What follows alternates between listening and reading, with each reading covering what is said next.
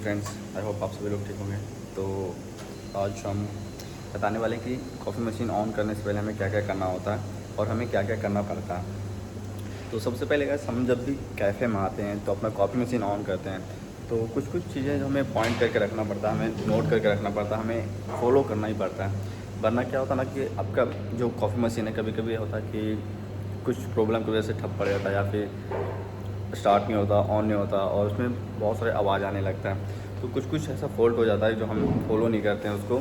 तो इसीलिए आज मैं जो भी बताने वाला हूँ कॉफ़ी मशीन के ऊपर ही बताने वाला हूँ कि हम सबसे पहले आकर के क्या करें और कैसे करें।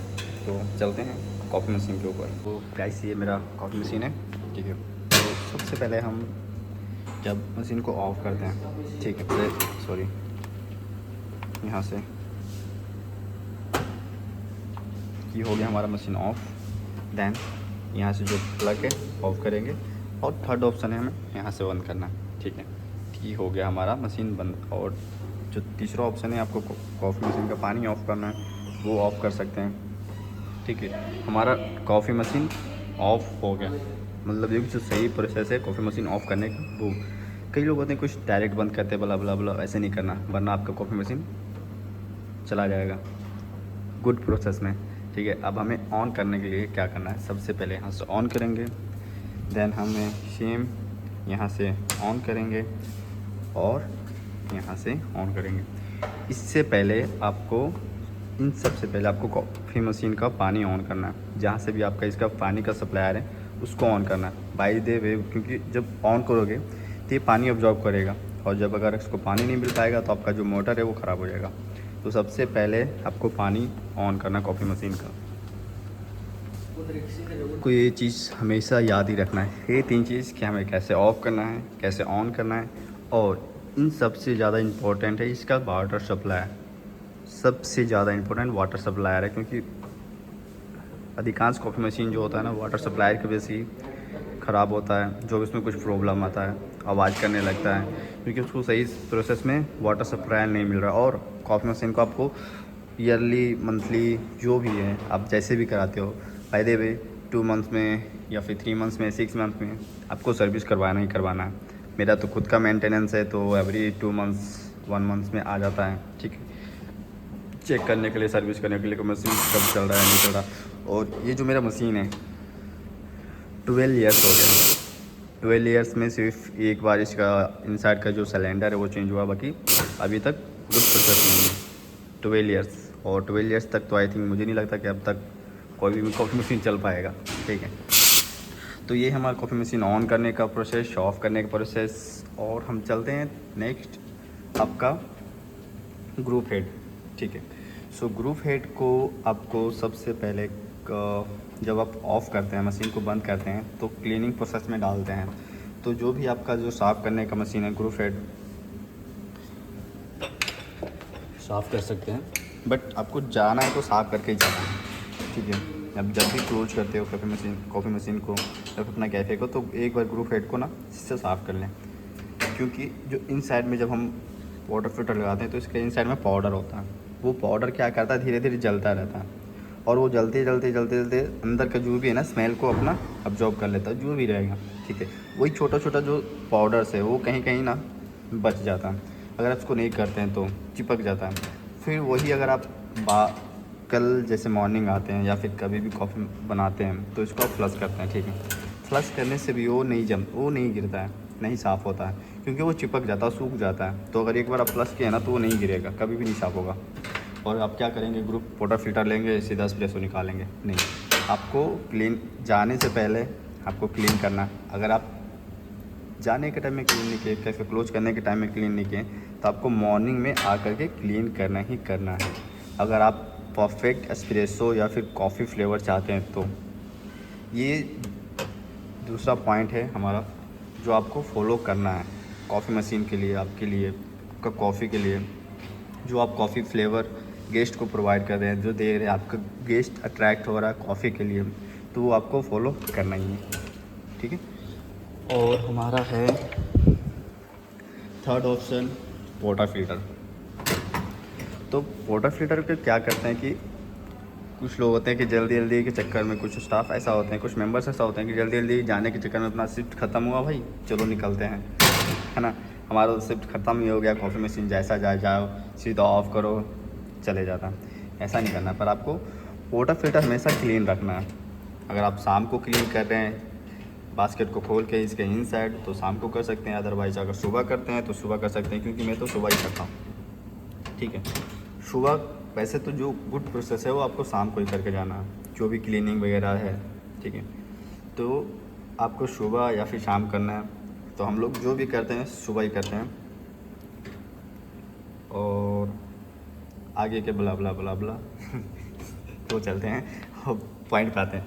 तो इसको आपको खोल के हमेशा साफ़ करना है एवरी डे, वरना इसके क्या है ना कि इसके इन साइड जो है धीरे धीरे ब्लैक पड़ जाएगा, पूरा ब्लैक पड़ जाएगा अगर आप साफ़ नहीं करेंगे। तो अगर आपने 1 मंथ या फिर 10 डेज़ या 15 डेज़ में अगर आप वाटर फिल्टर साफ़ नहीं किए हैं तो एक बार इसे खोल करके आप देखें पूरा ब्लैक हो रखा होगा। और उससे क्या होता है कि आपका जो एस्प्रेसो का टेस्ट है वो धीरे धीरे चेंज होता रहेगा और बिल्कुल ही चेंज हो जाएगा अगर आप उसको क्लीन नहीं करते हैं तो ये बात आप ध्यान रखें कि जब भी आप वाटर फिल्टर को यूज़ करते हैं तो एवरी मॉर्निंग क्लीन कर सकते हैं। ठीक है, जो एस्प्रेसो का टेस्ट है परफेक्ट आ पाएगा।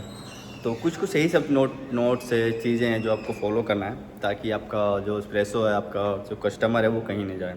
क्योंकि कस्टमर हमेशा पीते रहते हैं ना, तो उनको पता होता है कि हमें कैसा स्वाद चाहिए कैसा नहीं चाहिए, वो सब पता रहता है उनको। अगर थोड़ा सा भी फॉल्ट आएगा ना तब पकड़े जाइएगा आप।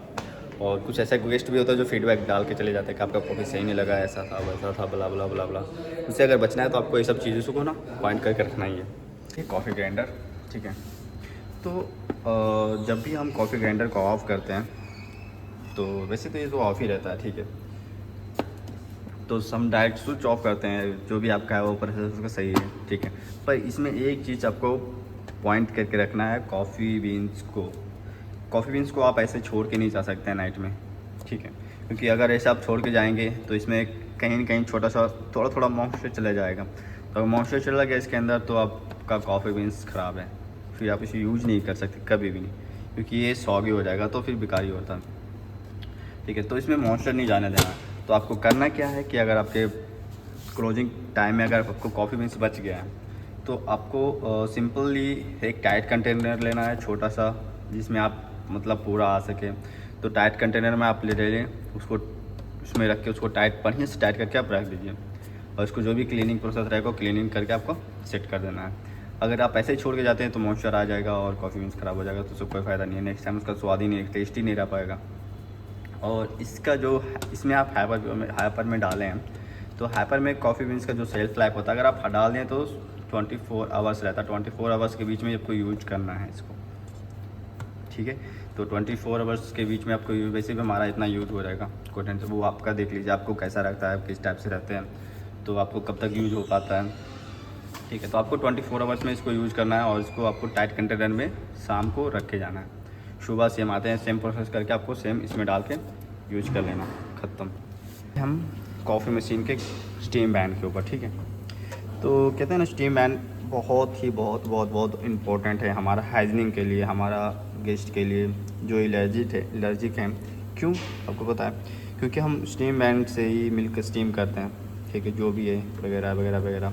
और इसको क्लीन करने के लिए हम क्या करते हैं, क्लॉथ यूज़ करते हैं, है ना, क्लॉथ यूज करते हैं हम लोग, ठीक है। तो आपके पास कॉफ़ी मशीन के पास हमेशा 2 क्लॉथ रहना है, ठीक है।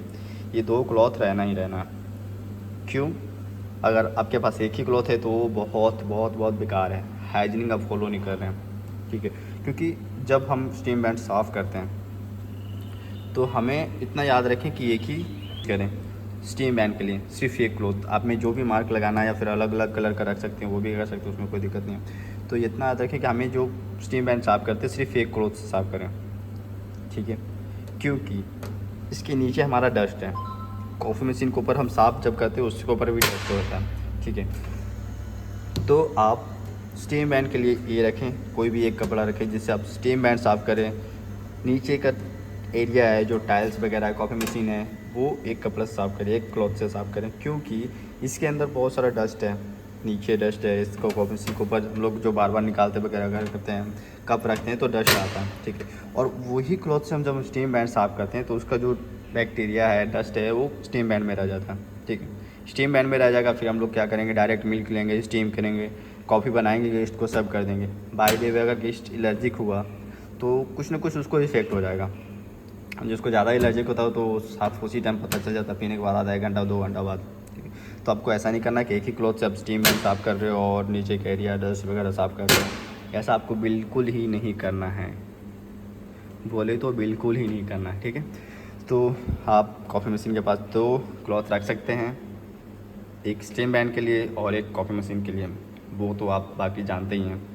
और बाय द वे अगर कुछ मिस हो रहा है मेरे से तो आप कमेंट में बता सकते हो, ऐसा कुछ नहीं है कि मतलब अगर हम वीडियो बना रहे हैं तो हम ही सही बोल रहे हैं, नहीं, हम गलत भी बोल सकते हैं, क्योंकि मुझे भी तो उतना कुछ, जहाँ तक मुझे ट्रेनिंग मिला, जहाँ तक मुझे पता है, मैं अपना एक्सपीरियंस इस वीडियो में शेयर कर रहा हूँ, ठीक है। बाकी आप लोग बता ही सकते हो कैसा क्या करना है। तो ये तो हमारा है स्टीम बैंड के लिए क्लॉथ और नीचे कॉफ़ी मशीन के लिए क्लॉथ, और वैसा तो कुछ है ही नहीं इसमें बताने लायक। ग्रुप हेड के बारे में बता ही दिए कि आपको क्लीन करना ही करना है, वरना आपका जो एस्प्रेसो फ्लेवर है वो सही नहीं रहेगा।